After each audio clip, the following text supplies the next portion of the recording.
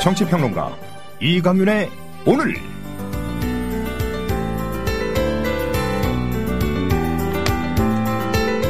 안녕하십니까, 이강윤입니다. 8월 27일 수요일 시작합니다. 염수정 추기경의 애매모호한 발언이 논란을 낳고 있습니다. 대표적으로 세월호 아픔을 이용하지 말라는 대목입니다. 그게 흔히들 생각하는 정치적으로 이용하지 말라는 뜻인지 추기경은 정확히 하실 필요가 있습니다. 만일 그런 뜻이라면 누가 어떻게 정치적으로 이용하고 있으며 그러지 말고 어떻게 하는 것이 좋겠다는 대안을 내놓는 게 지도자의 올바른 자세 아닐까요? 세월호 아픔을 이용하지 말라는 말씀이 더 정치적으로 들릴 수 있다는 생각은 혹시 안 하시는지요? 어제 추기경님의 기자 간담회에 참석했던 한 기자의 후기에 따르면 추기경은 여러 가지 면에서 자신의 분명한 입장을 밝히기보다는 횡설수설에 가까웠다고 혹평하더군요. 프란치스코 교황께서 다녀간 지 불과 열흘입니다. 교황께서는 세월호 배지를 떼는 게 어떻겠느냐는 말에 인간적 고통 앞에 어떻게 중립을 지킬 수 있겠느냐고 답했다고 본인이 직접 밝혔습니다. 교황께서 한국에 와 계시는 동안 염 추기경은 자신의 생각을 밝히지 않은 건지 아니면 못한 건지 저는 궁금합니다. 물론 염 추기경께 교황과 같은 정치적, 사회적 입장을 지니시라는 얘기는 아닙니다. 다만 종교 지도자로서 시대의 아픔을 외면하는 일은 없으시기를 부탁드리고자 합니다. 혹시 교황께 세월호 배지를 떼는 게 좋겠다고 말했다는 분이 물론 염 추기경님은 아니시겠죠. 광고 듣고 시작합니다. 회식 후에 고고, 안전하게 고고, 집에 갈 땐 고고, 회식 후에 안전하게 집에 갈 땐 고고 대리운전. 말로 거는 대리운전, 고고 대리운전. 1636 누르고 고고 대리운전. 네네, 고고 대리운전입니다. 이젠 누르지 말고 말로 걸자고요. 말로 거는 대리운전, 고고 대리운전. 엄마, 소나돼지는 안 돼요. 말하는 전화 문의는 1636 누르고 말하는 전화라고 말해주세요. 고고 대리운전 수익금의 일부는 국민TV에 후원됩니다. 정부에선 빚내서 집 사라는데 사야 할지 말아야 할지 모르겠어요. 사회생활 하려면 경제 지식이 필수인데 어디서 마땅히 배울 데도 없고. 뉴스를 봐도 뭔 소리인지 한 개도 모르겠고 누가 좀 속 시원히 알려줬으면 좋겠습니다. 아직도 신문이나 주간지를 통해 정보를 얻으시나요? 이제 보다 정확하고 심도 있는 실시간 현실 경제 정보를 받아보실 수 있습니다. 대한민국 대표 민간 싱크탱크 김광수 경제연구소. 김광수 경제연구소의 경제시평으로 현실을 꿰뚫어 보십시오. 가입 문의는 031-908-0172. 검색창에 김광수 경제연구소를 검색하세요. 기업 회원들을 위한 경제 보고서도 있습니다. 네, 8월 27일 수요일입니다. 이 시간까지 주요 뉴스 일단 간추리고 뉴스 브리핑 들어가겠습니다. 지금 시간 현재 세월호 유가족 대표단과 여당의 이완구 원내대표를 비롯한 대표진이 만나고 있습니다. 여당이 얼마만큼의 양보를 할지 오늘 회동에서 실질적인 진전이 나올 수 있을지 관심입니다. 이 만남이 끝나고 나면 세월호 가족 대표단은 야당의 지도부도 만날 예정입니다. 양측 다 금준의 해결 이런 걸 촉구하고 있고 추석이 멀지 않아서 모종의 진전이 나오지 않을까 하는 관측도 상당합니다. 저희 프로의 시간이 끝날 때까지 결론이 나왔으면 좋겠고요. 속보가 뜨는 대로 바로 전해드리겠습니다.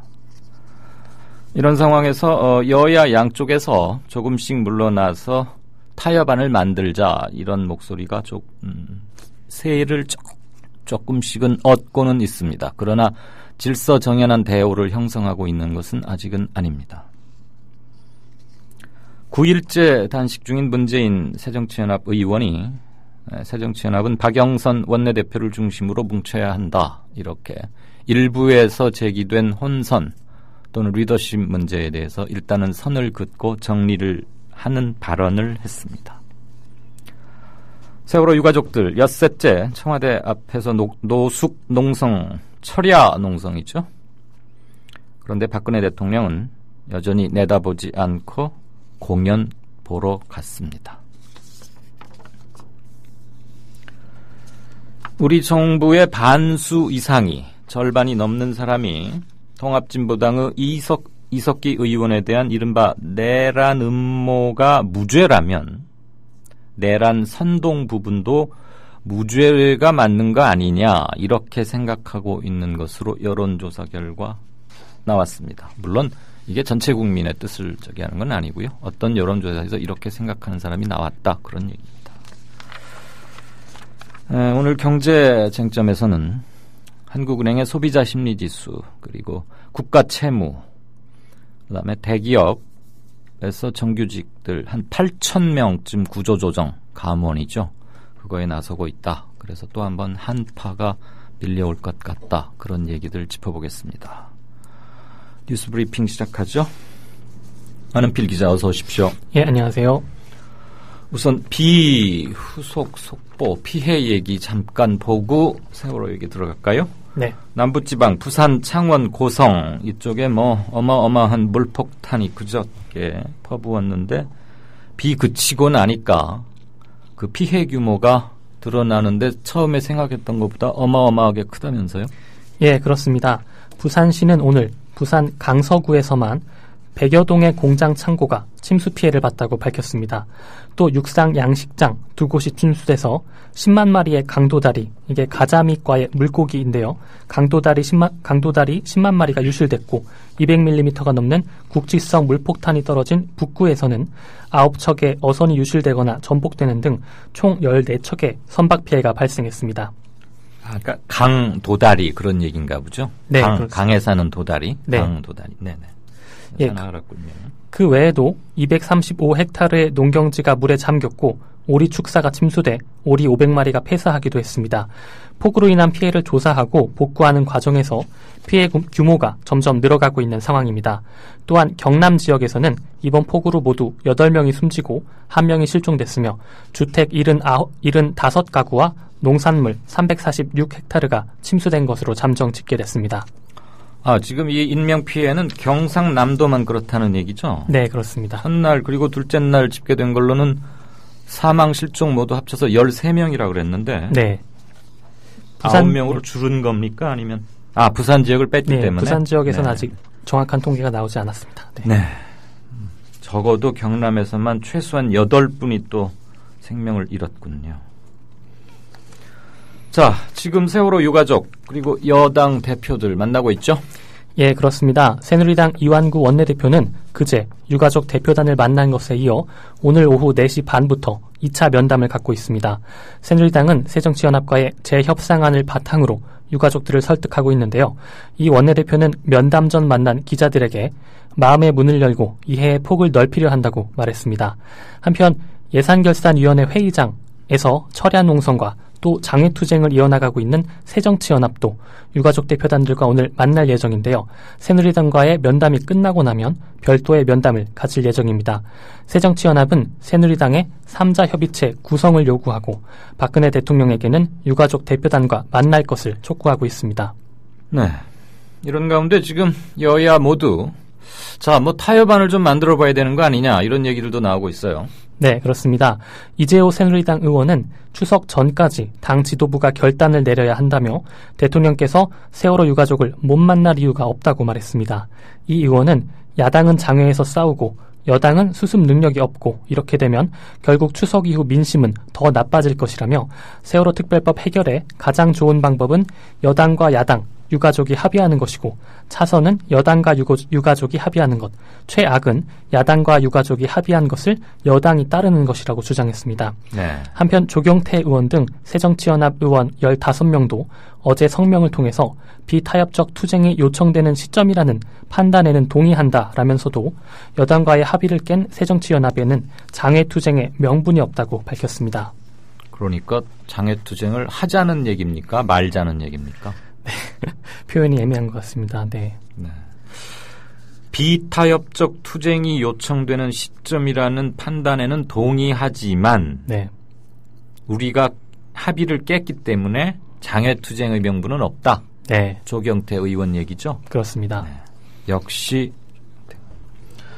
자, 아흐렛째 단식 중인데 문재인 새정치연합 의원 박영선 원내대표 중심으로 뭉치자 선을 그어 놨네요. 일단. 예, 그렇습니다. 문재인 의원은 오늘 박영선 원내대표와 소속 의원들을 만난 자리에서 당이 어려운 시기를 맞고 있는데 박 대표를 중심으로 함께 행동하는 것이 당을 추스르고 국민의 신뢰를 찾는 데 도움이 될 것이라며 박영선 대표가 그렇게 이끌고 있어서 고맙다고 말했습니다. 또 단식을 중단해야 한다는 주변의 우려에 대해 나도 유민 아빠만 밥을 먹으면 당 대열에 합류할 것이라며 김영호 씨가 단식을 중단하기 전까지는 단식을 계속할 것이라고 밝혔습니다. 문 의원은 이어 꼭 완전 타결은 아니더라도 새누리당과 청와대에서 조금만 성의를 보이고 조금만 보듬어주면 김영호 씨가 단식 중단도 할 것 같다며 정부 여당의 적극적 노력을 촉구했습니다. 대통령이 좀 나서라 그 얘기죠 결국? 그렇습니다. 엿새째 지금 청운동 주민센터 앞 길. 네. 그래서 철야 노숙 농성투쟁. 그리고 철야만이 아니죠. 하루 종일 하는 거니까 24시간 예. 지금 몇 시간째입니까? 6일째니까 100 몇 시간째인데 네. 박 대통령 어디 무슨 공연 보러 갔다 무슨 공연이랍니까? 예. 박근혜 대통령은 오늘이 문화가 있는 날입니다. 아, 네. 이 문화가 있는 날을 맞아서 융복합 공연인 원데이를 관람했습니다. 이 원데이라는 공연은 전통 설화, 견우와 직녀를 소재로 해서 연극, 무용, 영화, 뮤지컬 등을 한 작품에 버무린 그런 공연인데요. 청와대는 박근혜 대통령의 이번 공연 관람은 다양한 장르 간 융복합을 통해 새롭게 만들어낸 작품에 관심을 표명하고 문화예술계를 이끌어 나갈 젊은 예술가들의 새로운 시도와 도전을 격려하는 의미가 있다고 밝혔습니다. 한편 오늘 유가족들이 농성 중인 서울 청운동 사무소 앞에서는 세월호 특별법 제정을 촉구하는 심리학자 373명의 성명 발표가 있었습니다. 이들은 비극적 현실의 이유를 밝히고자 하는 것은 인간의 기본적인 본능이라며 진상규명은 유가족의 죄책감을 덜고 생존 학생들의 고통을 줄이는 출발점이라고 말했습니다. 그 공연장이 어딘지는 제가 잘 모르겠는데 청운동 동사무소 농성하고 있는 그 앞길로 지나가진 않았겠죠? 그것까지는 정확하게 모르겠습니다. 네. 그런데 앞으로 기자는 저 육하 원칙을 확실히 챙기셔야 돼요. 네. 어느 공연장에서 했다는 것은 아주 중요한 사실이니까. 네. 지금 알자는 게 아니고 어쨌거나 원데이라는 게 그렇게 융복합 이런 건데 장르 간 융복합은 중요시하게 생각하면서 국민들 간의 융합복합은 전혀 관심이 없는 모양이군요. 자, 유민 아빠 김영호 씨. 오늘이 45일째죠. 네. 병원에 입원은 했지만 여전히 단식 중인데 병원보다 차라리 광화문 있을 때가 편했다. 이런 얘기를 했더군요. 그렇습니다. 세월호 유가족 법률 대리인인 대한변협의 원재민 변호사는 오늘 CBS 라디오와의 인터뷰에서 아버님이 너무 기가 막히고 억울해 하신다며 누워있다가도 벌떡 일어나 가슴을 쥐고 답답해하고 그런다라고 전했습니다. 김영호 씨는 최근 각종 유언비어에 시달리고 있는데요. 원 변호사는 김 씨가 정신적으로 굉장히 힘들어하고 있다며 허위 사실들이 퍼지고 가족들의 사생활이 노출돼 김 씨가 특히 둘째 딸 유나에 대한 걱정을 많이 한다고 전했습니다. 아마 기자들이 그 취재 열기 때문에 취재 경쟁 때문에 유나 학교로 집으로 막 찾아다니고 지금 그러는 거 말하는 거죠? 예, 그렇습니다. 유나 양이 실제로 학교를 다니는데 지장을 겪고 있는 그런 상황인데요. 네. 원 변호사는 그 외에도 그 이전에도 특별법이나 가족들에 대한 마타도가 끊임없이 있었지만 지금은 공격이 한쪽으로 집중됐다는 느낌이라면서 아주 많은 사람들이 김영호 씨의 페이스북에 음식 사진을 보내거나 조롱의 메시지를 올리고 있다고 말했습니다. 네, 저도 이거 본 적 있습니다. 목숨을 걸고 단식하는 사람 페이스북 담벼락에 뭐라 그러죠? 요즘 뭐 유행어인지 뭔지 먹방? 예. 네, 뭐 그런 것들 아주 야만적이고 잔인한 그리고 아주 유치하게 하기까지 한 그렇던데. 자, 정부 새누리당 집권여당은 늘 하는 얘기긴 하죠. 경제 활성화 위해서 빨리 민생 법안 처리해야 한다. 그런데 야당은 지금 막 처리 서두르자고 여당이 주장하는 것 중에 과연 진짜 민생 법안은 뭐냐? 몇 개나 되는 거냐? 좀 따져보자. 네, 따져봤더니 뭐가 진짜 민생 법안이랍니까? 예, 새정치민주연합 우윤근 정책위 의장은 민생 안전과 경제 활성화 입법을 촉구한 최경환 경제부총리의 대국민 담화에 대해서 가짜 민생 법안을 가려내겠다라고 밝혔습니다. 그리고 야당이 서민 가계를 개선하는 30개의 민생 법안을 내놓을 것이라고 말했는데요. 우 정책위 의장은 복지 사각지대 해소를 위한 새 모녀법 등 진짜 민생 법안은 야당도 추진해온 법으로 얼마든지 협의할 수 있지만 의료 영리화법이나 부동산 투기법 등과 같은 국민 부담을 늘리는 가짜 민생 법안은 철저히 가려내야 한다고 말했습니다. 또 최근 가계부채 증가가 심각하다며 가계 소득을 높이고 생활비를 줄이는 민생 법안을 이번 주나 다음 주 중으로 발표할 것이라고 전했습니다. 네. 데모당이라는 거 있다면서요? 네. 아마 페이스북 같은 데서 주로 이제 온라인에 근거지를 두고 활동을 하는데 각종 모임이나 집회에는 빠짐없이 참석하고 아주 유쾌하고 즐겁게 시위를 하는. 네. 그런데 4.16 세월호 참사를 잊지 말자 그러면서 매일 오후 4시 16분에 뭐 경적 데모라는 걸 하자 이랬다는데 좀 자세히 알려줘 보세요. 예. 데모당은 오늘 자신의 페이스북에 매일 오후 4시 16분 소요를이라는 제목의 성명을 올렸습니다. 데모당은 특히 다음 달 1일과 3일 오후 4시 16분에 4초간 차량 경적을 울리자며 집중 운동 기간을 제시했는데요. 또 거리의 시민들은 소리나는 모든 것을 두드리고 호루라기를 불자며 오늘의 작은 소요가 광화문을 가로막은 지배자들의 성벽에 금을 내고 종국에는 산산조각 부수고 말 것이라고 밝혔습니다. 데모당의 가입 멤버는 800명 정도 되는데요. 페이스북에 나와 있는 소개란을 보면 데모가 희망이다. 데모를 사랑하는 사람들이 모여 어떻게 하면 함께 즐겁게 잘 싸울지 고민하고 실행하는 모임. 온라인에서 만나 오프라인 데모를 지향하는 좌파 데모꾼 집합소라는 글이 적혀 있습니다. 자기들 모임 소개하는 것도 아주 유쾌하고 낙천적으로 하는군요. 네. 그럼 오늘도 했답니까? 4시 16분에? 예, 오늘 제안하는 글을 올린 것이어서요. 네. 실제로 진행이 됐는지까지는 아직 확인을 못 해봤습니다. 네. 이게 전국 각지로 퍼져서 정말로 4시 16분에 일제히 경적을 울리게 된다면 대단한 뉴스거리이긴 하겠습니다만 글쎄요. 얼마나 퍼져갈 수 있을지. 지금 광주에서는 세월호 재판 열리고 있죠. 네. 그런데 그때도 뭐 참사 초기에 많이 나온 얘기입니다만 화물을 제대로 꼭꼭 잘 묶지 않았다. 이른바 뭐 고박이라 그랬나요? 네. 그런데 청해진 해운 직원 얘기가 시간이 없어서 그냥 승용차도 대충 실었다. 사실이랍니까? 예, 그렇습니다. 오늘 세월호 재판에 나온 물류팀 직원 김모 씨는 이런 증언을 했습니다. 안개 때문에 출항이 지연돼 4.5톤 이상 화물차들이 다른 항로로 가고 세월호 적재 공간에 여유가 있어서 빈자리를 승용차로 채웠다고 전했습니다. 김 씨는 승용차들을 열에 맞춰서 싣지 않고 출항 시간에 맞춰 대충 실어 배를 가득 채웠다며 고박도 솔직히 많이 안 됐다고 시인했습니다. 네. 체인 등 고박 장치를 하지 않고 시간 관계상 일부 차량 바퀴 쪽에 나무로 만든 쐐기만 놔뒀다는 증언입니다. 지난 4월 15일 안개 때문에 출항이 통제됐다가 해제된 뒤에 오후 8시 20분부터 9시까지 서둘러 출항을 준비하면서 사실상 고정 작업을 하지 않고 선적했다라는 증언입니다. 또한 오하마나호 선장인 박모 씨도 자신이 1등 항해사 시절에 오하마나호의 과적과 보건성 문제에 대해 문제가 있다는 보고서를 제출했지만 회사 측은 별다른 반응 없이 화물을 더 실으라는 요구만 했다고 밝혔습니다. 네. 이 발음하기가 쉽지 않은 오하마나호가 세월호하고 쌍둥이 배로 일컬어지는 예, 그렇습니다. 뭐 구조랑 상당히 비슷한데 조금 더 크다는 그거 아닙니까? 네. 근데 이 배도 역시 과적 이런 거가 관행적으로 계속돼 왔고 네. 위에서는 더 실으라고 했다.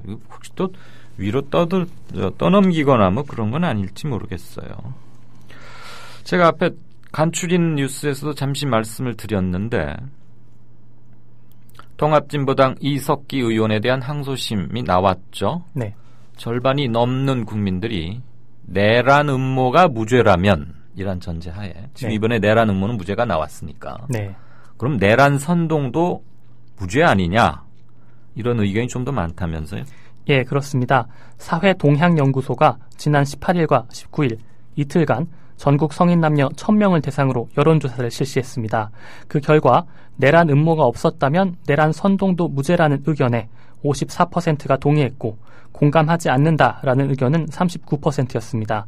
특히 60대를 제외한 전 연령층에서 공감한다는 응답이 더 많았고요. 새누리당 지지자를 제외한 야당 지지자와 무당층에서도 공감한다는 답이 더 많았습니다. 네.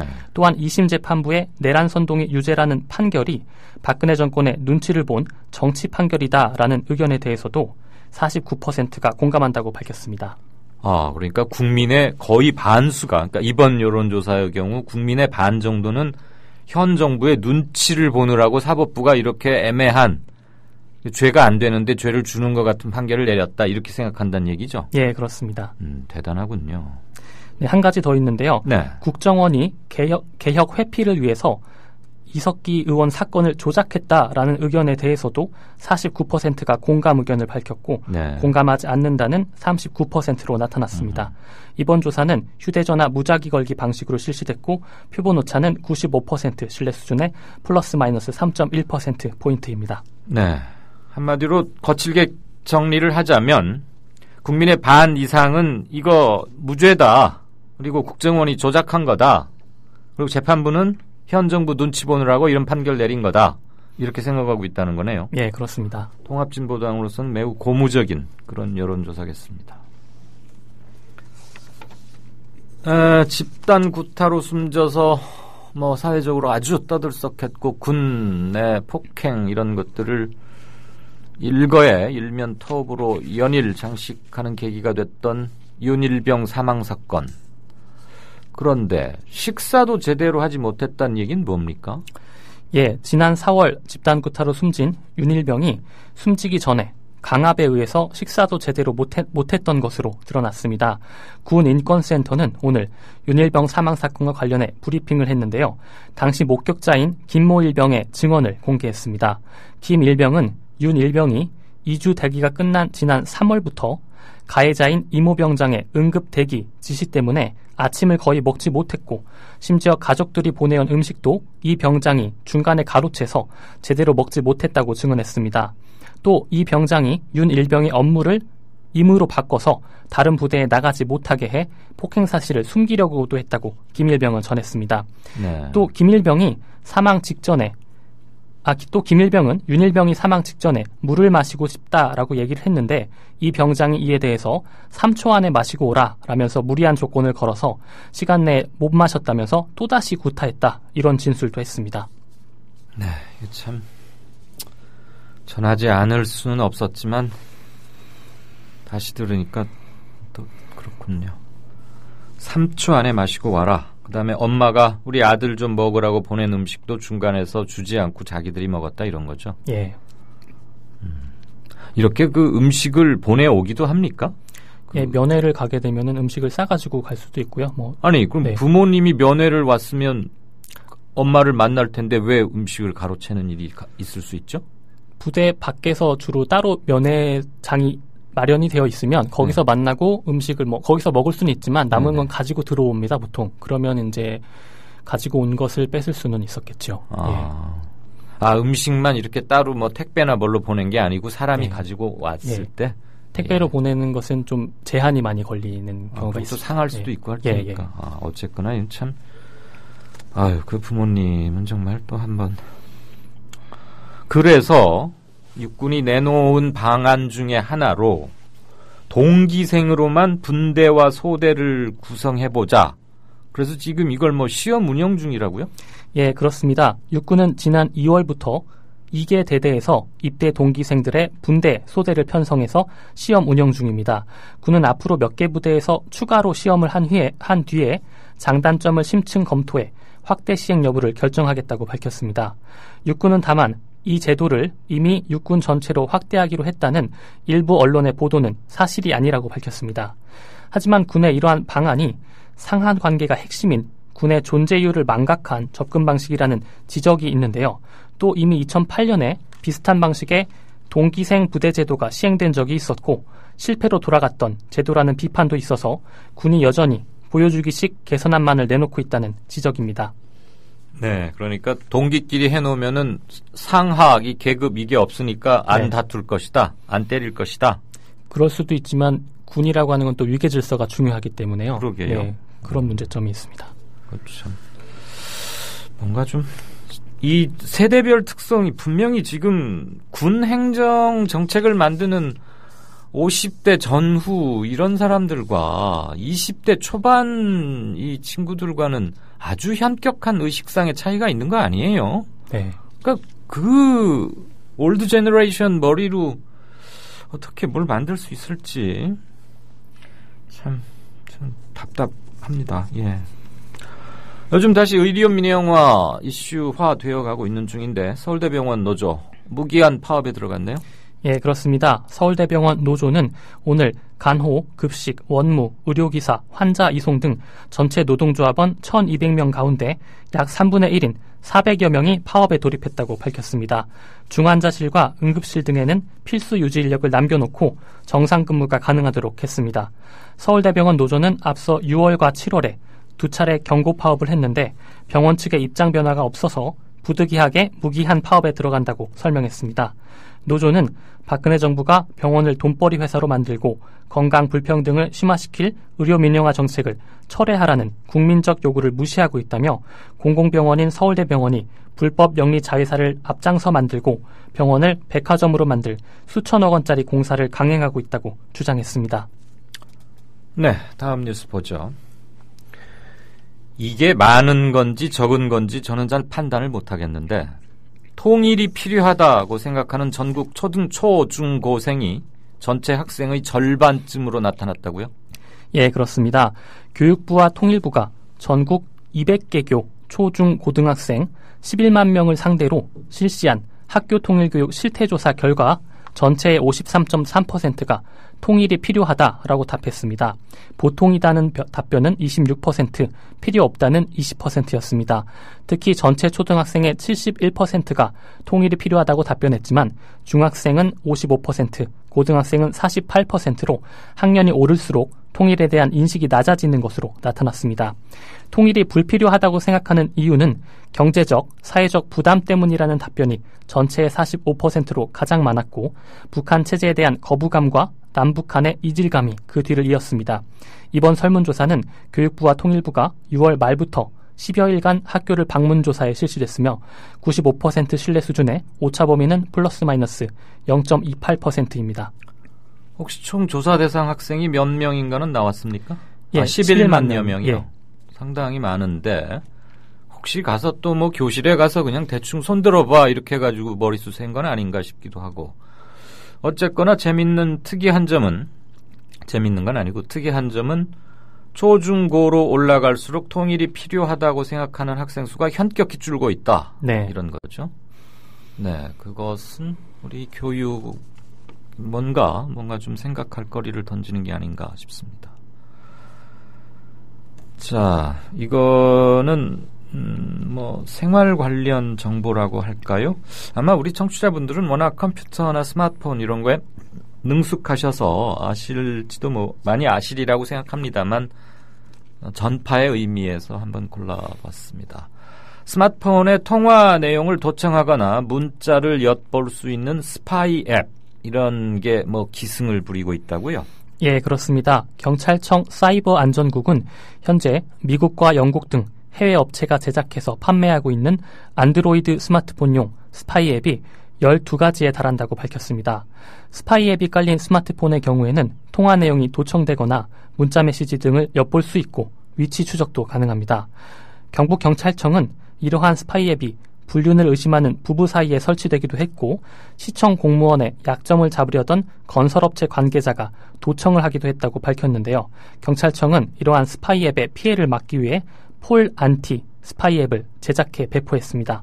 해당 앱은 구글의 플레이 스토어에서 무료로 다운받아 설치할 수 있습니다.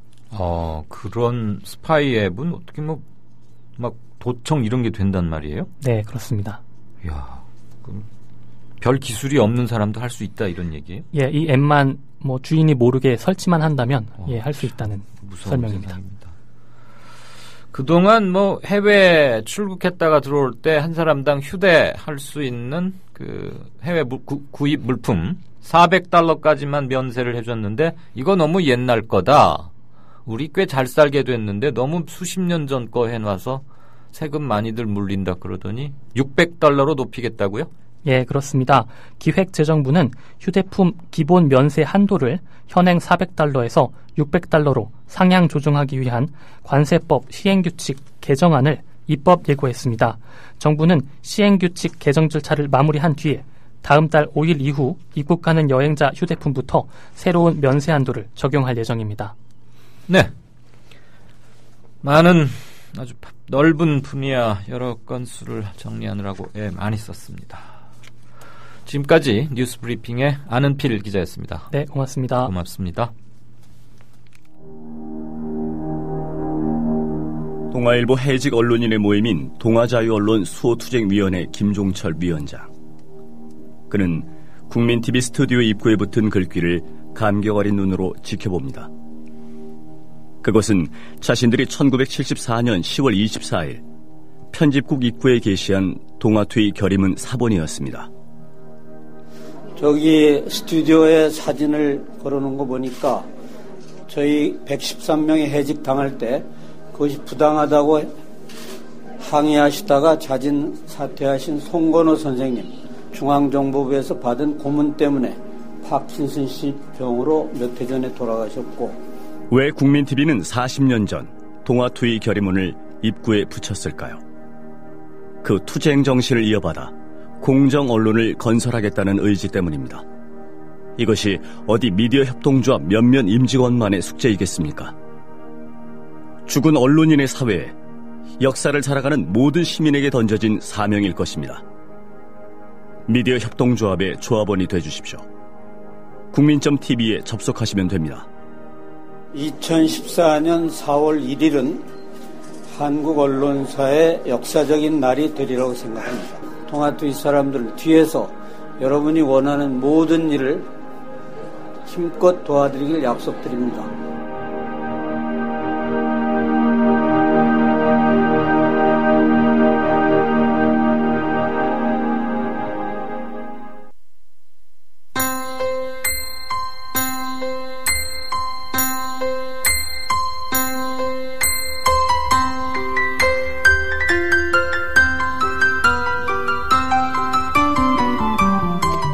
국민라디오 이강윤의 오늘 날씨 이야기입니다. 현재 전국적으로 구름이 지나는 가운데 제주에만 약하게 비가 내리고 있습니다. 오늘 계속해서 구름만 지나겠고 남부 내륙 지역에는 소나기가 예상됩니다. 오늘 중부지방의 하늘 다시 맑게 겠습니다. 기온이 오르면서 약간 덥긴 하겠지만 그늘 밑에서는 바람이 시원하게 불기도 합니다. 현재 서울 기온은 27.8도를 보이고 있습니다. 남부지방의 비구름은 대부분 빠져나갔지만 오후에도 강한 소나기가 지날 가능성이 있습니다. 소나기는 늦은 오후부터 밤 사이에 지나겠고 양도 제법 많아지겠습니다. 호남과 제주에는 10에서 60mm, 경남 내륙 지역에는 5에서 최고 30mm가량의 비가 예상됩니다. 또 짧은 시간에 강하게 쏟아질 가능성이 있어서 피해 없도록 각별히 조심하셔야겠습니다. 바다의 물결은 동해와 남해 바다에서 최고 3m까지 높게 일겠고 내일까지 전해상에는 안개가 예상됩니다. 내일과 모레 제주에는 전남 해안에도 비가 내리겠습니다. 그 밖의 지역 구름 조금 지나겠고 주말 동안에는 전국의 하늘 맑게 갤 것으로 보입니다. 지금까지 최혜윤이었습니다.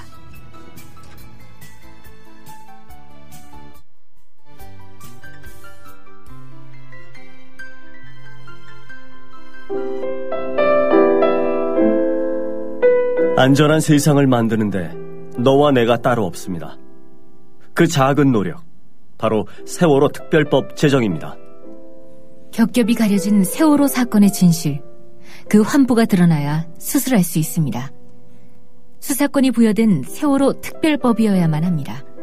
지금 사인.세월호416.org에 접속하셔서 서명해 주시기 바랍니다.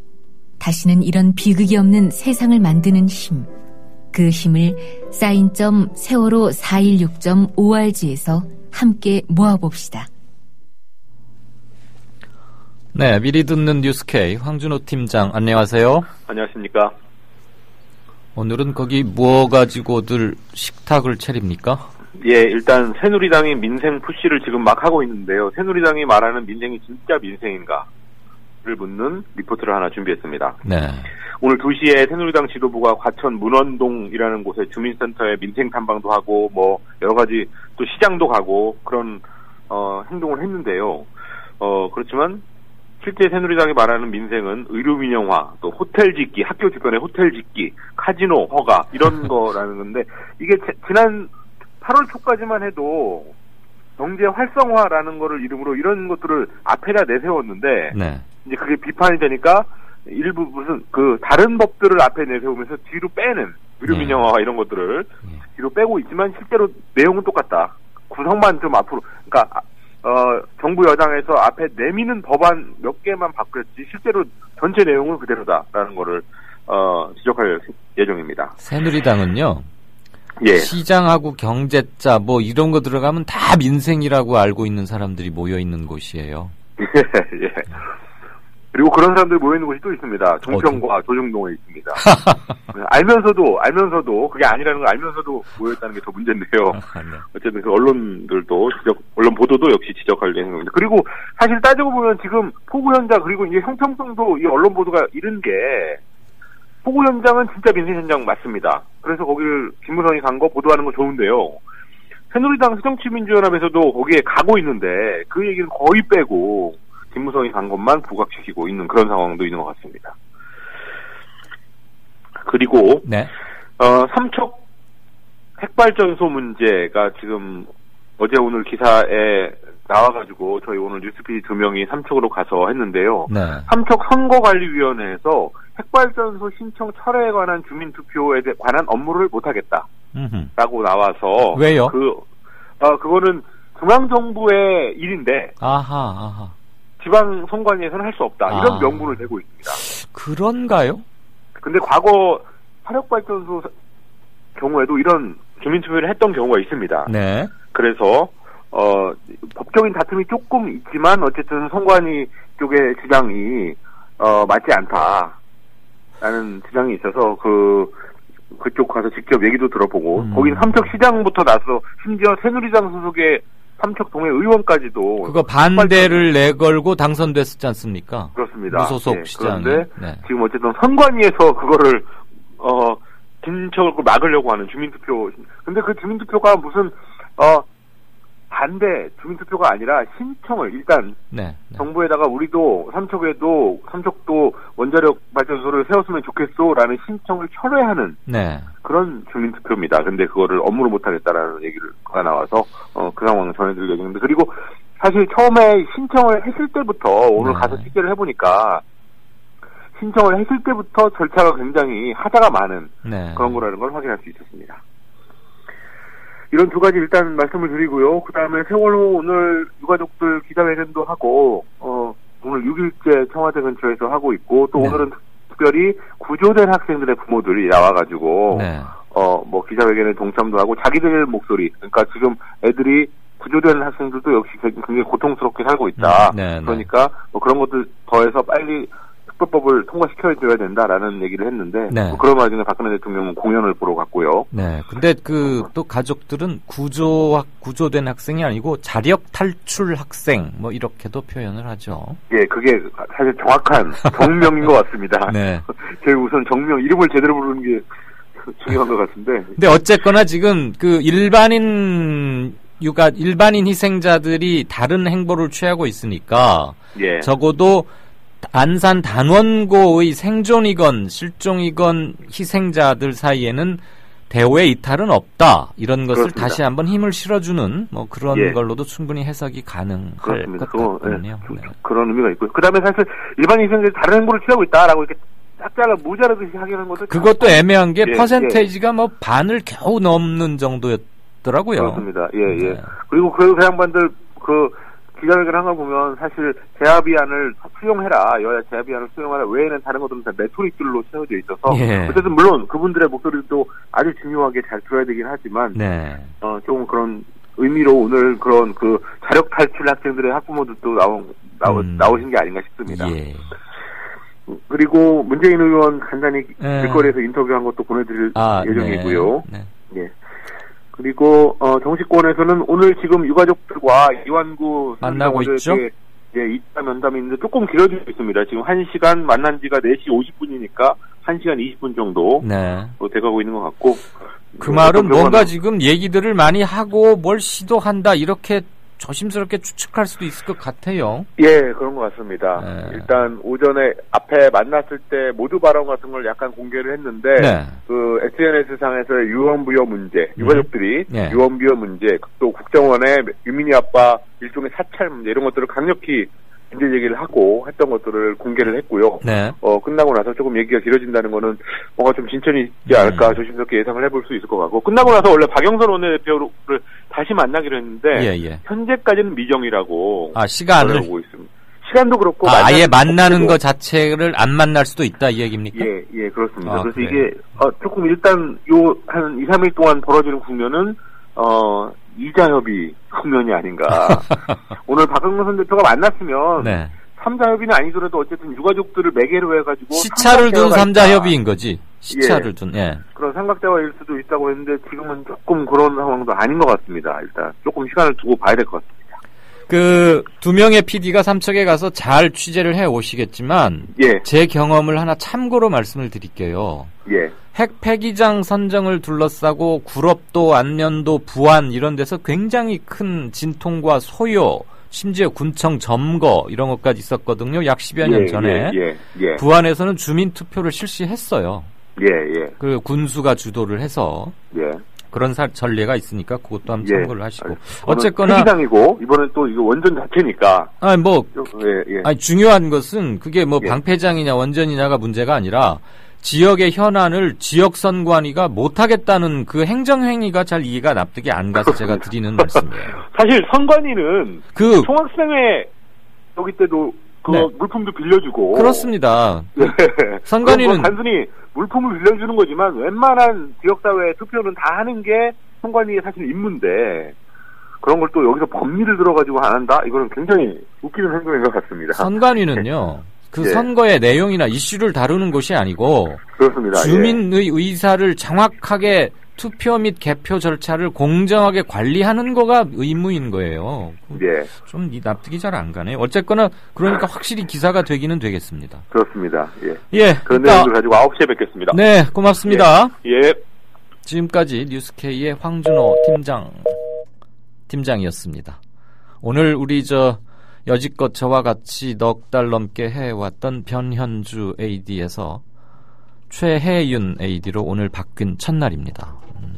아주 목소리도 들으셨지만 좋으시고 낭독하는 것도 아주 리딩도 잘 좋고 그런데 지금 이제 시그널 넘어가고 할 때 아직 조금 손에 익지 않으니까 그럴 수 있는 것은 양해를 좀 부탁드립니다.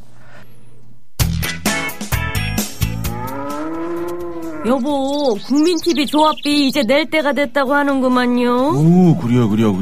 그 국민TV도 개국하고 뉴스K도 하던지.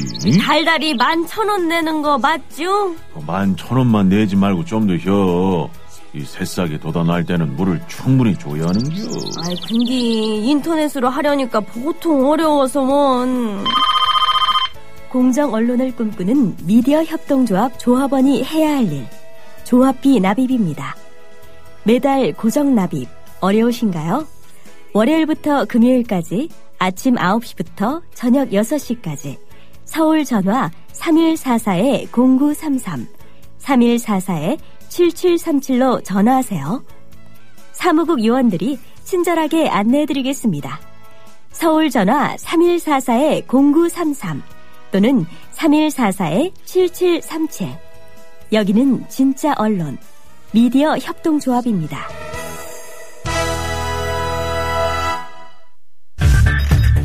이강윤의 오늘, 이제는 정가 산책으로 함께합니다. 정치권 동향, 생생하게 풀어드릴 분은요. 한국일보 양정대 기자. 네, 안녕하세요. 안녕하세요. 네. 세월호 유가족들 그리고 새누리당 원내 지도부 지금 만나고 있는데 네네. 시간이 꽤 길어지는 걸로 봐서 기대를 좀 걸어도 될 것 같은 분위기입니까?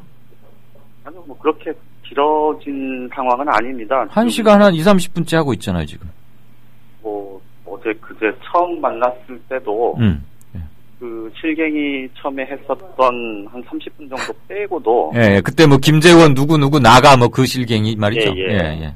2시간 정도 했었으니까 오늘도 뭐 1시간 20분 정도 지금 지난 상태인데 그렇게 뭐 아주 길다 이렇게 보기는 어려울 것 같고요. 워낙 뭐 양쪽에서 서로가 만났던 적이 없었으니까, 직접 대화를 한 적이 없었으니까 뭐 그 양측의 1차 면담 이후에 양측 모두 신뢰관계를 좀 회복하는 그런 의미가 있다고 얘기를 했던 것처럼 아직은 서로에 대해서 좀 더 그 뭐랄까요, 이렇게 신뢰를 형성하는 그런 시간이 좀 더 필요한 상황이라고 봐야 되겠죠.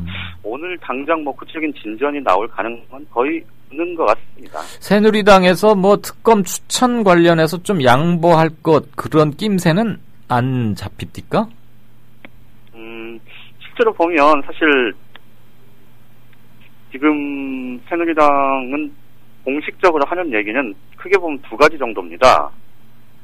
일단 하나는 진상조사위원회에 수사권과 기소권을 부여하는 건 절대 불가하다. 이게 하나가 있고요. 다른 하나는 지금 더 이상 양보할 게 없다. 새누리당이? 그렇죠. 그러니까 그 기존의 여야 사이의 합의이고, 사실상 새누리당도 그렇고 새정치민주연합의 박영선 원내대표의 주장이기도 하지만 또 실질적으로도 지난 8월 7일 1차 합의에 비해서 2차 합의가 뭐 그 정도의 차이에 대한 해석은 있겠습니다만 어쨌든 뭐 진전된 합의인 건 분명한데 어쨌든 새누리당은 1차 합의에 비해서 우리가 양해해서 2차 합의를 끌어낸 거기 때문에 더 이상 양보할 건 없다. 지금 이게 이제 공식적인 입장입니다. 그러니까 진상조사위원회 수사권 기소권 부여는 그거는 외다. 그다음에 특검 추천권과 관련해서 이 문제에 관해서도 어쨌든 우리가 양보할 수 있는 만큼의 양보는 이미 다 했다. 이렇게 얘기를 하고 있고요. 오늘 이완구 원내대표가 오전 오후 이 기자들과 만나서 한 얘기를 종합을 해보면 이런 겁니다. 1차 자리에서, 1차 면담 자리에서 어쨌든 쌓인 오해를 좀 풀고 신뢰관계를 형성하는 토대를 만들었고, 오늘 만남도 사실상 좀 신뢰관계를 더 쌓는 그런 만남의 의미가 크다, 이렇게 설명을 했어요. 그러니까 그 얘기는 오늘 뭐 일부 언론에서는 아주 구체적인 진전된 안이 나올 수 있을 그런 기대를 좀 희망적인 관측을 쓴 기사가 몇 군데 있었죠. 그랬었죠. 그런데 뭐 그렇게 가기는 쉽지 않아 보이는 게 말씀드렸으니까 이완구 원내대표가 일단 선을 그은 것도 하나가 있고요. 이미 오늘 오전에 유가족 측을 대리하는 변호사와 이 새누리당 원내 지도부 사이에 3차 면담에 관한 얘기가 좀 있었답니다. 그래서 유가족 측은 이번 주 금요일, 그러니까 내일 모레 한 번 더 만나자. 그러니까 어쨌든 한 번 더 만나자고 얘기를 했는데 새누리당은 다음 주 월요일 날 한 번 더 보자 이렇게 얘기를 했다고 해요. 그러니까 그게 이제 어쨌든 오늘은 구체적인 좀 유가족 측에서 구체적으로 좀 진전된 안을 좀 제시를 할 거다 이런 예상들이 지금 많은 상황 아닙니까? 거기에 대해서 새누리당은 어쨌든 이런 신뢰가 형성되면 2차 잠정 합의안, 그러니까 우리가 양보할 수 있는 만큼 최대한 양보했다고 주장하고 있는 그 안을 이렇게 신뢰가 형성되면 유가족들도 충분히 수용 가능할 거다. 오늘은 우리 거기에 집중하겠다 이런 뜻을 내비친 거고요. 그래서 오늘은 서로의 의중을 좀 더 이제 깊이 좀 서로의 구체적인 협상의 뭐랄까 그 쟁점에 대한 입장 이런 것들을 서로 얘기하고 한 번 더 만나자 이것까지 지금 양측이 모두 얘기를 하고 있기 때문에 네. 오늘 뭐 합의안이 나올 가능성은 일단은 없다고 보는 게 맞을 것 같습니다. 예. 그런데 지금 이번 주를 넘기지 말자 지금 그런 얘기들도 오가고 다음 주면은 이제 다다음 주가 추석이고 하니까 그렇죠. 바로 주말이 추석이죠. 네네네. 그래서 지금 그런데 탐색전 겸 실외 축적용 탐색전을 오늘 한 번쯤은 더 하자. 예, 아마 그렇게 해서 신뢰가 쌓인다면야 한두 번 더 만나는 걸 누가 못 기다리겠습니까마는 뭐는 절대 안 돼. 이렇게 못을 꽝꽝 박아놓고서 얼마나 신뢰가 쌓일 수 있을까 싶긴 하네요, 좀.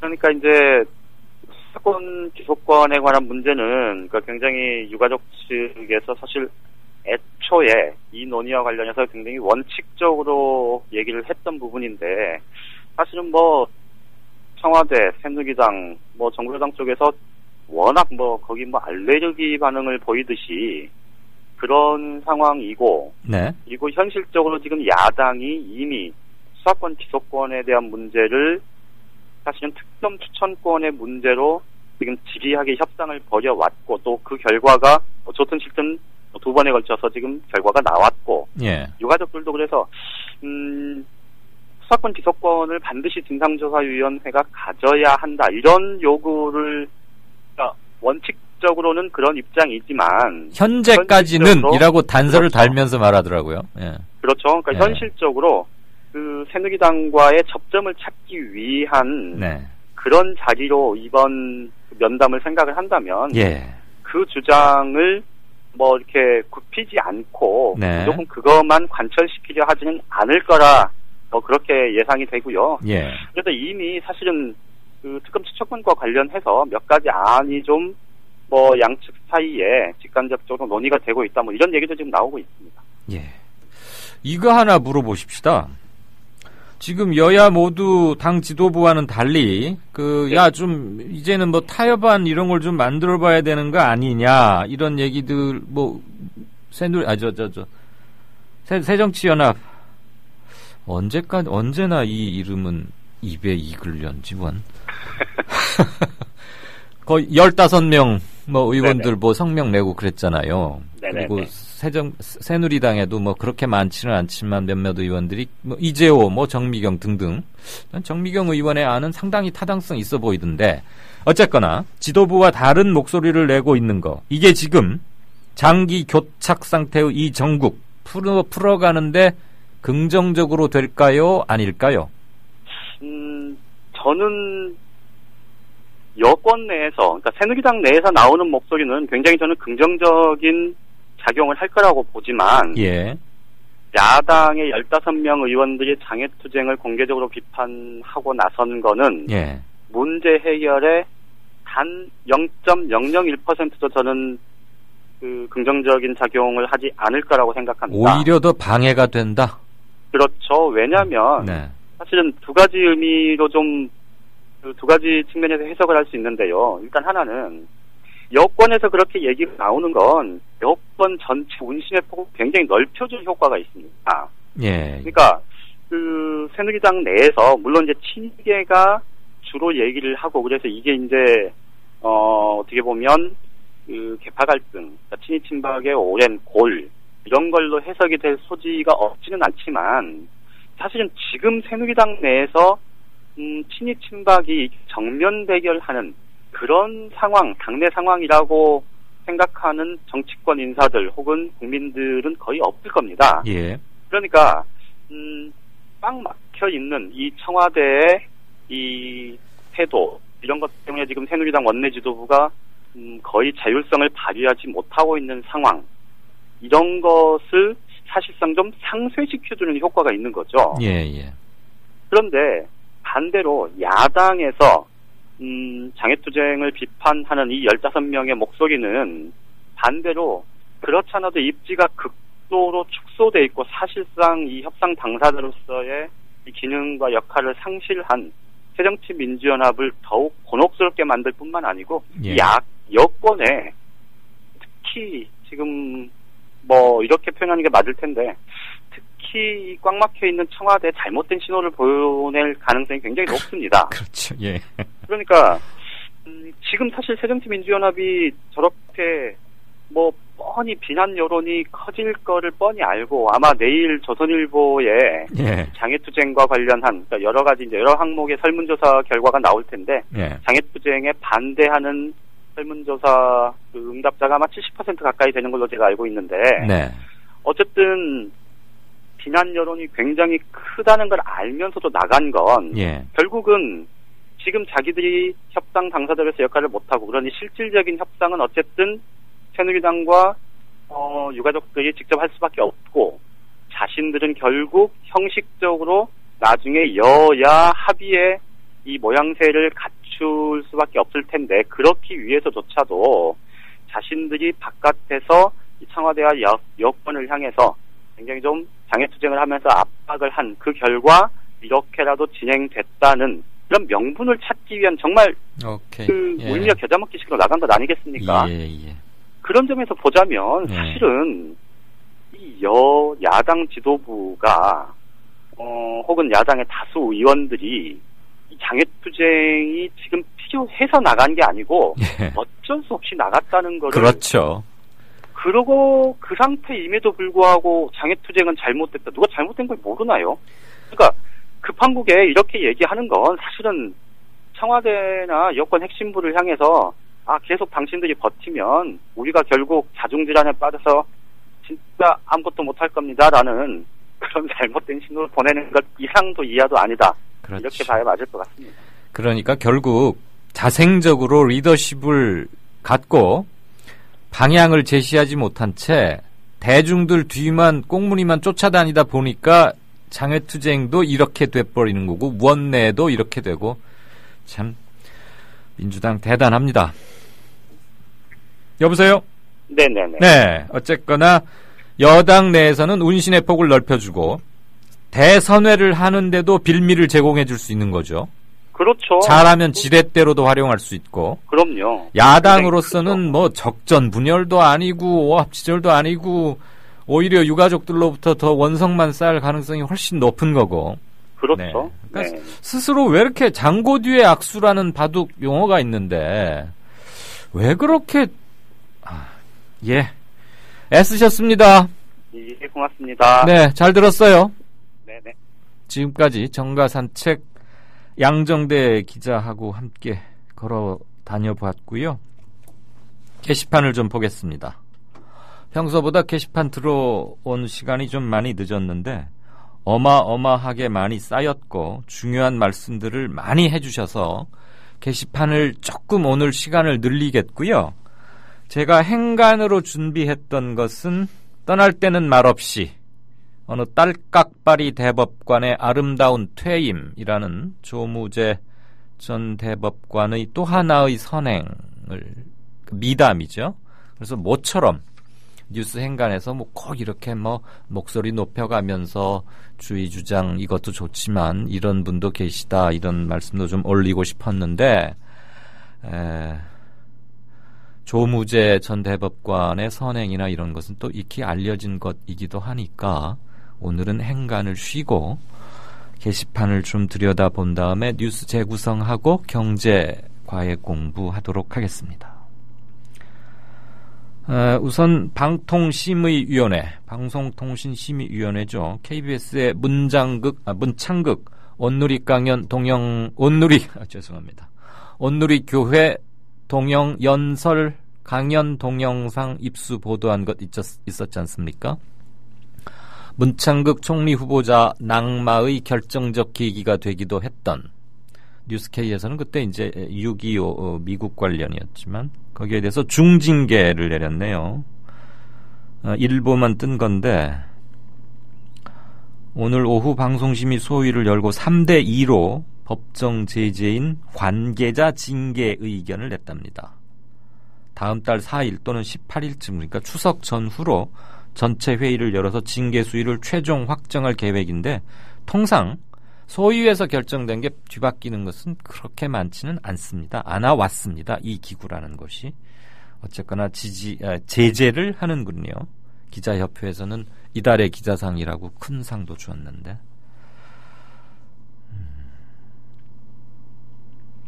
추미애 의원도 수사권과 기소권 주어도 된다고 박근혜한테 공개 편지 썼다는데 이런 얘기도 올려주셨습니다. 새정치민주연합의 장외투쟁 반대 15의원에 대한 분노와 규탄, 그리고 시의 적절하지 못함, 무전략 이런 거에 대해서 꾸짖는 목소리는 아주 매 페이지에 끊임없이 올라오고 있습니다. 일일이 거론하거나 설명은 드리지 않겠습니다.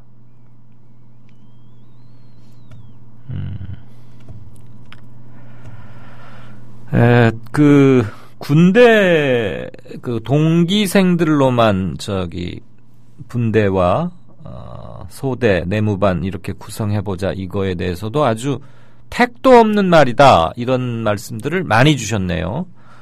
보니까 학교에서 같은 학년이라고 학교 폭력이 없는 거냐, 3학년 있고 2학년이나 1학년한테만 돈 뺏고 못된 짓 하고 그러는 거 아니지 않느냐, 같은 반 안에서도 교내 폭력, 학교 폭력이 많지 않느냐, 이거야말로 정말 한심한 발상이다 이렇게 지적해 주신 의견, 이 게시판에서 제가 보자마자 바로 수긍이 갔습니다.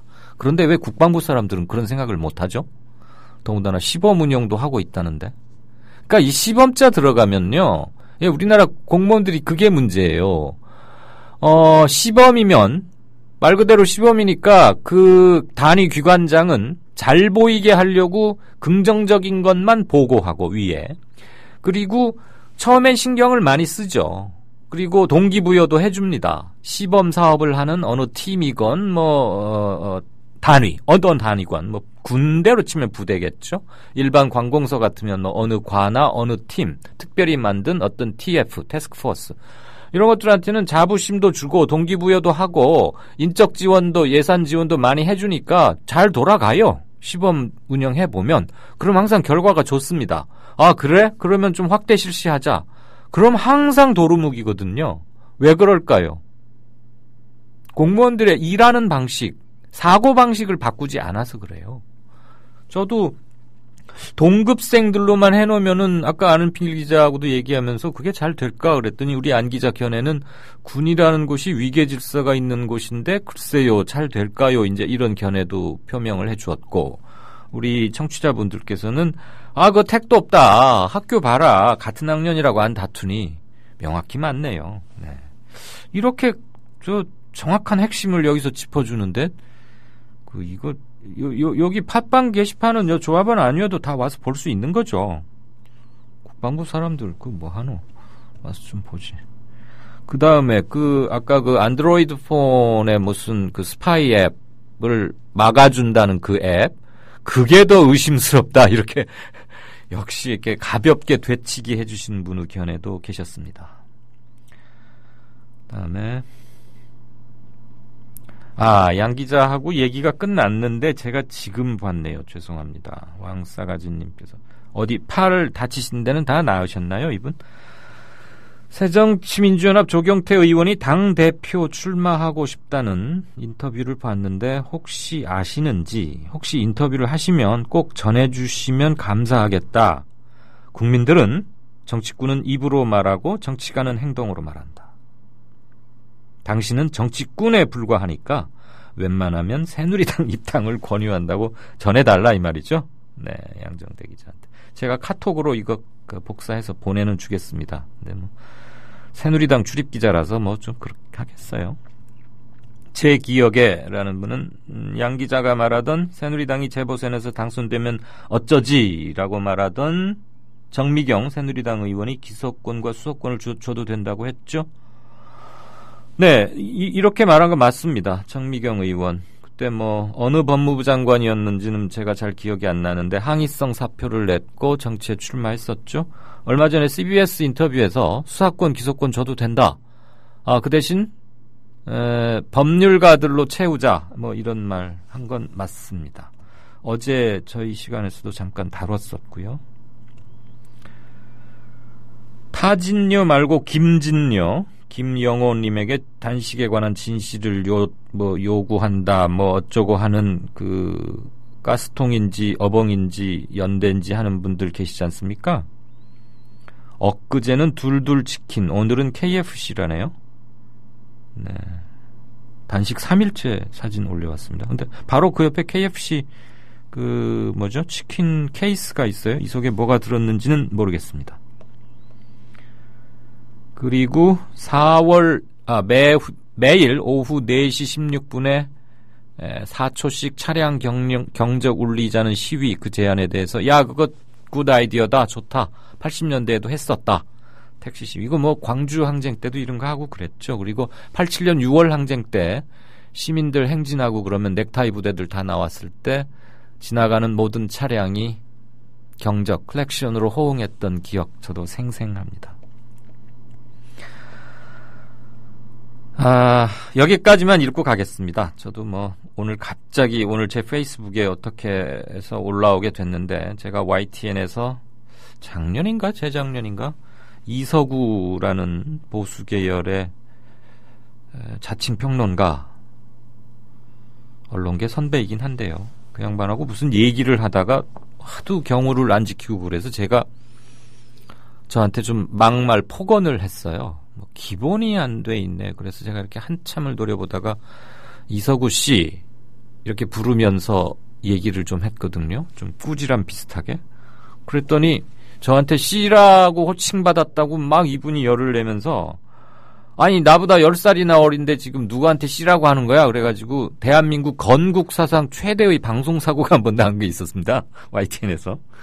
오늘 그분이 국무총리실의 비서실장으로 됐다고, 그래서 박근혜 대통령으로부터 표창장을 받았다고 공릉동 아줌마님께서 참 대한민국 정부 인물, 훌륭한 인물 많다고 써주셨습니다.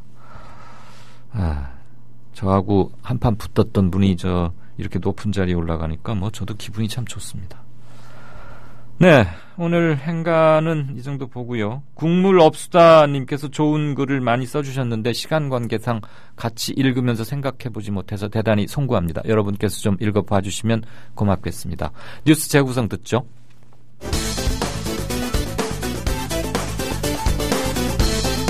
우리는 집권 여당이기 때문에 그러한 야당의 모습에 속도 상하기도 하지만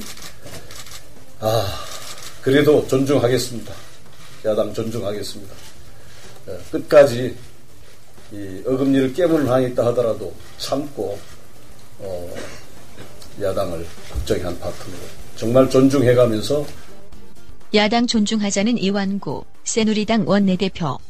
그러나 요새 이 정치 현실을 보면 철학도 없고 원칙도 없고 또 그것을 지키려는 노력도 없고, 도대체 이런 정치를 제가 정치 생활하고 처음 보는 것 같습니다. 예전에 5.16 혁명 전에 민간단체들이 국회에 난입해서 여러 가지 행동했던 그런 모습을 상기시킬 정도의 저는 모습을 보고 있습니다. 문재인 의원의 단식. 새누리당과 조선통합매경 종편은 불편합니다. 털건배 의혹의 주인공 정우택 새누리당 의원. 거기에 또 대통령 후보 나왔던 문재인 의원이라는 사람은 도대체 뭐하는 사람입니까? 네? 난 이 정치라는 것이 갈등을 어떻게든지 해소하고 이 갈등을 조정해 나가는 것이 저는 정치의 주요한 기능이라고 보고 있습니다. 저는 이 문재인 의원은 문제를 일으키는 게 아니라 갈등을 지금 조장하고 있는 현실을 하고 있습니다. 이장우 새누리당 원내대변인. 꼴통 진보의 특징을 보여주고 있고, 또 한편으로는 사류정당의 모습을 보여주고 있는 것이고, 또 문재인 의원이 지금 부산에 물난리가 나서 부산 시민들이 고통받고 있는 이때 단식을 부추기고 단식에 동참하고, 또 대통령 하신 분이 있을 수 없는 일입니다. 그 자체가 사류정당의 모습을 보여주는 겁니다. 하루 전 이군현 사무총장. 세월호법 합의안 파기로 풀려가던 세월호 사건을 또다시 정치 쟁점화하려는 그 중심에 문재인 의원이 있다고 생각합니다. 이번엔 TV조선 네, 유민희 아빠 김영호 씨를 살리겠다면서 단식을 이어가고 있는 문재인 의원은 새정치민주연합 의원총회에도 불참하고 물난리가 난 자신의 지역구에도 가지 않았습니다. 그러나 노무현 재단 영화제에는 참석했습니다. 문재인 의원은 이런 것들을 초월한 전국구 큰 정치인이어서 그런 것 같기도 합니다만은 새정치민주연합에서도 또 지역구에서도 불만의 목소리가 나오는 것 같습니다. 매일경제TV. 김영호 씨가 병원으로 간 후 빈자리는 동조 단식에 들어간 문재인 의원이 지키고 있습니다. 하지만 여당은 물론이고 이 새정치연합 내부에서도 동조 단식이 옳은 선택이냐는 목소리가 나오고 있습니다. 채널A. 10년 전 청와대 수석으로 있을 때 지율 스님의 단식을 적극적으로 말렸던 모습과는 180도 달라졌다는 지적이 나오는데요. 이 속담처럼 10년이면 강산도 변하는 걸까요? 문재인은 정말 입장을 180도 바꿨나? 당시 기사를 보면 오늘 오전 청와대 앞에서 57일째 단식 농성 중이던 지율 스님에게 문재인 청와대 시민사회 주석이 찾아갔습니다. 문 수석은 법원의 항소심 판결이 나올 때까지 공사를 중단하겠다고 약속했습니다. 지율 스님 단식을 중단시키는데 결정을 다시 하지. 지금은 또 어떤가? 김영호 씨를 말리게 했다며 시작한 단식이 8일째로 접어드는 문재인 의원은 이제는 응급실로 실려간 김 씨를 대신해 광화문 광장을 지키고 있습니다. 문 의원은 측근들에게 첫째도 생명, 둘째도 생명, 셋째도 생명이라며 유민 아빠부터 살리는 게 우선이라는 뜻을 전한 것으로 알려졌습니다. 그때나 지율 스님 단식을 중단시키는데 결정을 다시 하지. 이제나 김영호 씨를 말리게 했다며 시작한 단식이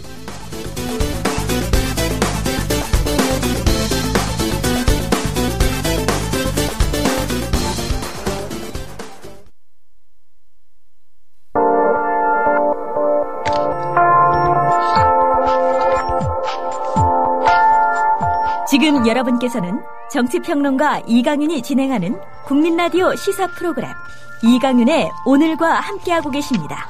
계속해서 오늘의 경제 쟁점을 짚어봅니다.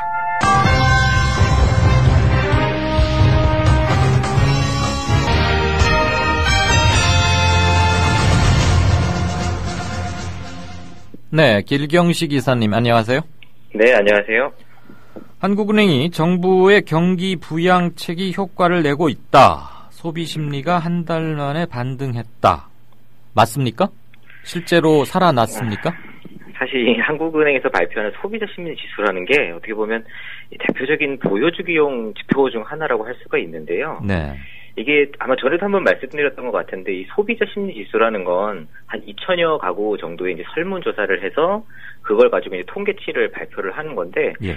사실상 일반 가게한테 경제에 관해서 질문을 한다라는 게 전문적이거나 좀 정확한 내용을 포함하고 있다라고 보기는 조금 어려운 부분이 있거든요. 아, 정확히 답변할 만큼의 경제 관련 지식을 갖추고 계신 분들이 그렇게 많지 않다 그런 얘기인가요? 그렇죠. 아니면 사실상 그리고 대부분 가게들은 그냥 이제 느낌을 이야기하는 거죠. 아, 그러니까 대단히 주관적일 수밖에 없다. 그렇죠. 예. 네. 거기다 더 큰 문제는 뭐냐하면 이번 발표에 그 안에 이제 취합되어 있는 지수, 전체 지수 말고 세부 지수를 살펴보면 이런 내용에 대한 분석 자체도 지금 제대로 안 되고 있는 것 같다는 생각이 좀 들어요. 네. 그 소비자 심리 지수라는 게 뭡니까? 네. 일단 한 2천여 가구 정도 그 가구 수를 결정을 해서 그 가구들에게 이제 질문지를 전달을 해주고 예. 그 질문지에 대한 답변을 좀 이제 취합을 해서 앞으로 그러니까 현재 6개월 전에 비해서 현재 경제 상황에 대해서 어떻게 생각을 하는지 그리고 앞으로 6개월 이후의 경제 상황에 대해서 특히 이제 소비나 소득과 관련한 것에 대해서 어떻게 생각하는지 설문조사를 하는 거거든요. 예. 그래서 지금 이제 이 소비자 심리 지수라는 건 100을 기준으로 100보다 낮으면 비관적으로 전망을 하는 거고 100보다 높으면 낙관적으로 전망을 하는 거예요. 네. 근데 지금 이 가계의 재정, 그러니까 소득이나 소비와 관련해서 어떻게 이제 그 생각을 하고 있는지 현재 생활 형편 지수라는 걸 물어봤는데 이거는 6개월 전하고 비교를 했을 때 현재 가계의 생활 형편이 어떤지를 묻는 건데 92로 나와서 이게 6개월 전에 비해서 지금 대부분 많은 가게들이 상황이 안 좋아졌다라는 이야기거든요. 예. 그리고 앞으로 생활 형평 전망이란 건 100으로 나왔어요. 네. 그래서 6개월 이후에도 가게 형편이란 게 그렇게 큰 변동은 없을 것 같다라고 느끼는 건데, 근데 이 소비 지출에 대한 전망은 109로 소득은 늘어날 것 같지 않은데 소비는 한 지금보다도 더 많이 좀 늘어날 것으로 보인다라고 전망을 하고 있어서 대부분의 가게들이 소득은 정체돼 있거나 혹은 줄어들고 있는 상황에서 써야만 하는, 그러니까 줄이기 힘든 소비 지출은 늘어날 것 같아서 이런 부분에 부담이 좀 커지고 있는 것으로 보여지고, 네, 현재 경기 판단에 대해서도 81로 나타나서 6개월 전에 비해서 현재 경제가 굉장히 많이 안 좋아졌다라고 느끼고 있고, 그렇네요. 향후 경기 전망에 대해서도 100을 나타내서 큰 변화가 없을 것으로 전망하고 있는 가운데, 물가와 관련해서는 이 작년 그 말부터 130대 이상을 계속 넘고 있어요. 네. 이 이야기는 물가가 계속 높아지고 있어서 실제 국민들이 부담이 크다라는 이야기거든요.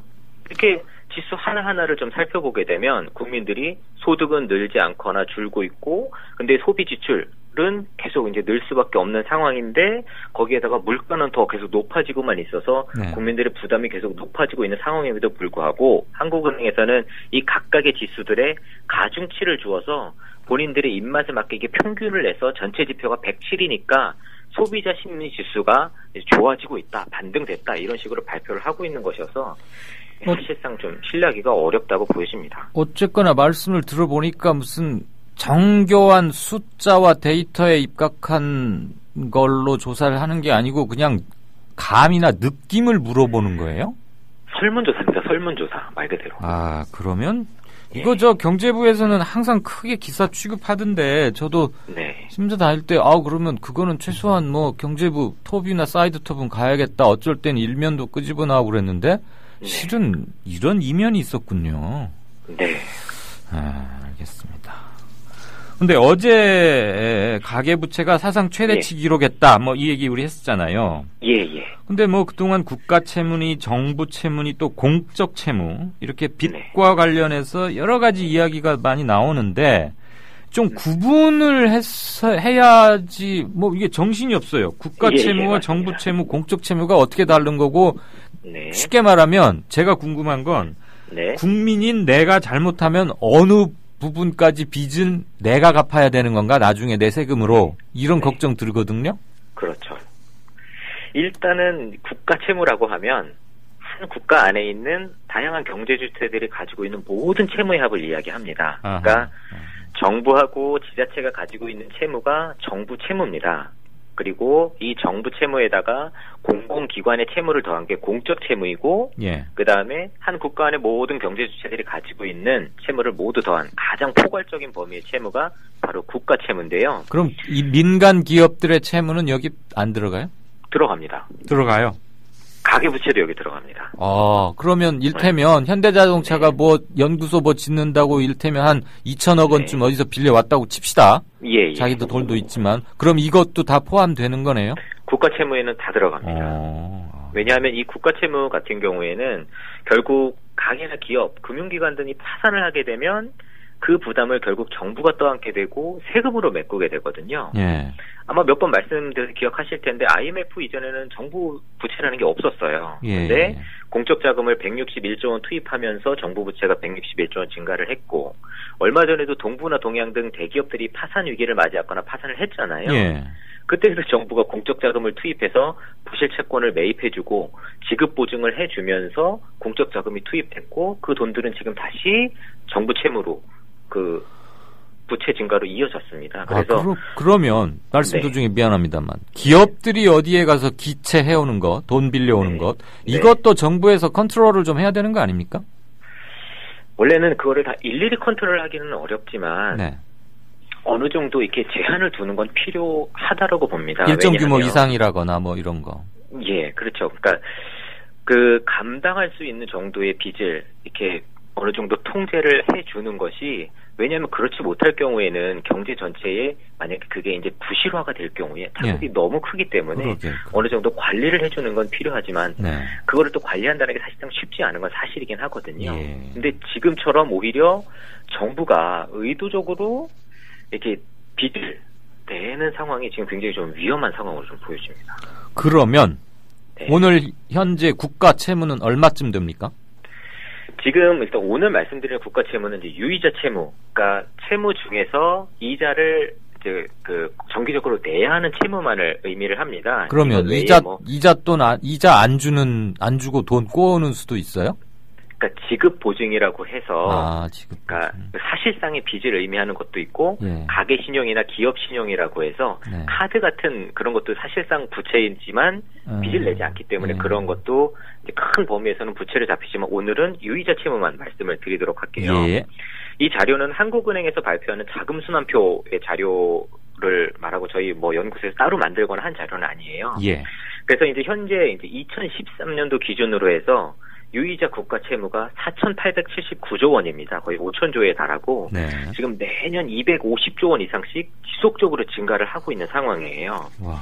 경제 주체별로 나눠서 보게 되면 민간 기업이 1,108조 원으로 가장 지금 유이자 채무가 많은 상황이고 가계와 비영리 단체가 1,097조 원으로 기업하고 거의 비슷한 수준의 지금 채무를 가지고 있고 그 다음으로는 이제 민간 금융기관이 한 763조 원, 공적 금융기관이 706조 원, 정부가 448조 원, 공기업이 307조 원의 채무를 가지고 있는 것으로 나타났어요. 질문 하나 해도 됩니까? 네. 민간 금융기관의 유이자 채무, 그러니까 쉽게 말해서 이자 줘야 이자 주면서 빌려온 돈이 763조라 이 말이죠. 예, 맞습니다. 이거는 말하자면 저리로 빌려와서 우리한테 거기다 조금 이자 더 붙여서 우리한테 대출해 주느라고 끌어온 돈 이 말하는 겁니까?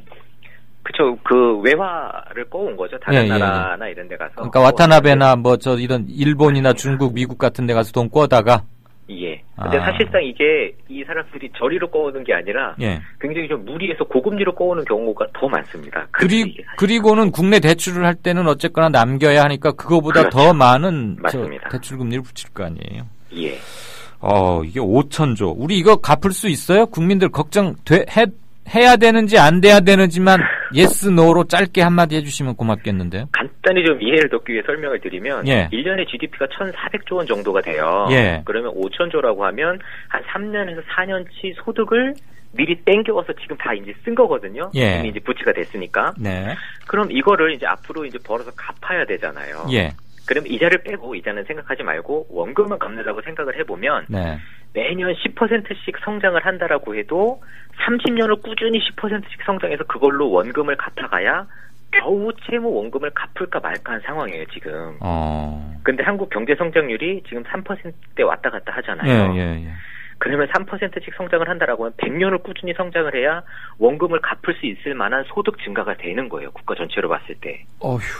지금 이거 어마어마한 돈이에요. 그럼 이거 우리 후세들한테도 물려주는 빚인 거예요? 그렇죠. 그렇기 때문에 이게 세대 간의 어떤 부도덕성이라고 해야 되나 그런 어떤 불합리가 지금 이미 발생을 굉장히 크게 발생한 상황이고 이거에 대해서 어떤 식으로든 대책을 마련하지 않으면 우리 지금 후세대들은 태어나면서부터 빚을 떠안고 태어나는 거가 돼서 이게 굉장히 큰 압박이거든요. 그들에게는. 혹시 길경식 이사님은 미스터 둠 같은 비관주의적 경제학자는 아니시죠?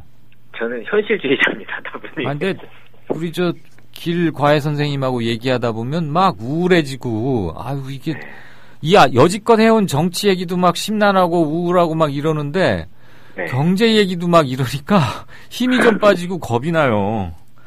그러니까 뭐 100년을 지금 계속해서 벌어야 그나마 원금을 갚는다는 얘기인데 잠깐만요. 그러면 요거 하나만 하고 다음 대기업들 감원 얘기로 넘어가죠. 국가 채무가 한 5,000조 되는데 이율은 다 조금씩 다르겠죠. 빌려오는. 그렇죠. 그럼 대충 1년에 이자로 얼마씩 내고 있어요? 만약에 5,000조 가운데 이자가 지금 간단히 5%라고 쳐도 매년 이자가 250조 원 나가는 거죠. 이자로만. 5%씩이나 그렇게 비싸게 빌려와요? 보통 저희가 이제 주택담보대출 하면 5%로 대출 이자를 주잖아요. 지금 이 안에 이제 가계대출이나 이런 것도 다 포함이 되어 있는 거니까. 근데 지금 이제 예금 금리가 3%니까 보통 3% 아무리 못해도 3% 이상은 받아야 되는 거고. 그러니까 평균적으로 봤을 때 한 그 정도 3에서 5% 계산하기 쉽게 5%로 잡으면 250조 원 되는 와. 거고 3%로 잡으면 150조 원 정도 매년 이자를 나가는 그러니까 거죠. 평균 잡아서 이자로만 200조 원을 내고 있다. 그 정도는 나가고. 근데 우리 정부 예산이 340조 원쯤 되죠. 그렇죠.